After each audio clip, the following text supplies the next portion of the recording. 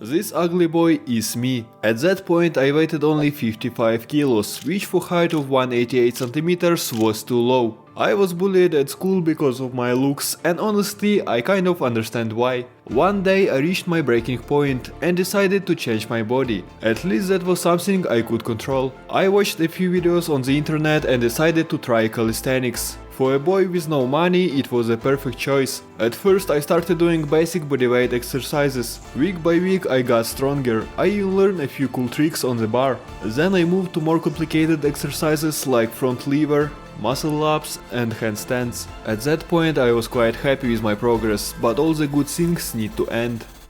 That's when I got into university and suddenly all of my time went into studying. So for the next 2 years, apart from mountain biking and a bit of gymnastics, I didn't do much exercise.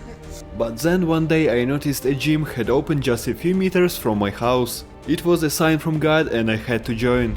This time I had some money from my job, so I decided to get me a trainer. He started training me with just a bar, but months after months I got stronger and could lift more and more weight. Slowly but steadily my weight went up and I reached 75 kilos. But then once again I was thrown back to the start after a bike accident.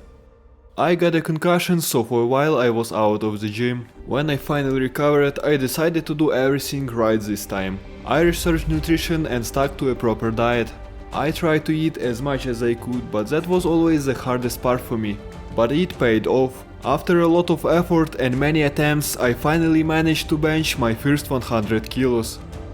Now, after hundreds of gym sessions, thousands of meals and 3 years of work, this is me today.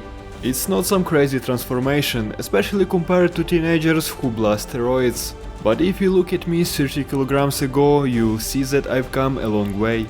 And that's what really matters. You don't need to compete with anyone else. Just try to become a better version of yourself.